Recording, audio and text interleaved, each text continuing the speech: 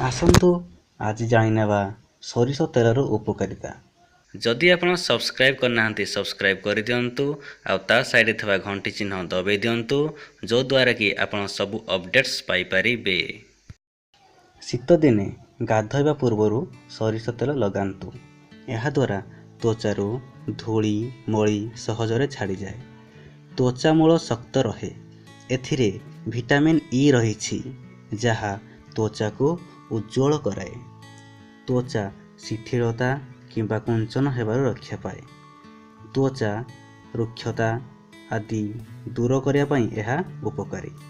ମୁହଁରେ ଖାଣ୍ଟି ସୋରିଷ ତେଲ ଲଗାଇ 10 ମିନିଟ୍ ପରେ ଥଣ୍ଡା ପାଣିରେ ଧୁଅନ୍ତୁ।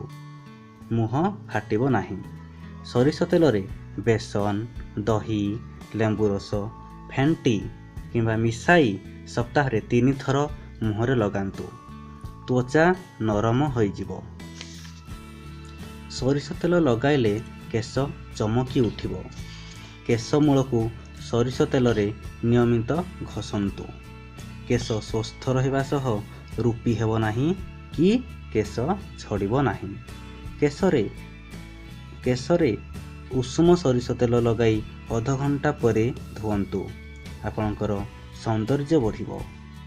ଗହଳ କେଶ ପାଇଁ ସୋରିଷ ତେଲରେ ଅଲିଭ ତେଲ ଫେଣ୍ଟି ଲଗାନ୍ତୁ। ଶୀତଦିନେ ଓଠ ଶୁଷ୍କତା ଦୂର ପାଇଁ ସୋରିଷ ତେଲ ଲଗାଇବା ଭଲ ଅଟେ।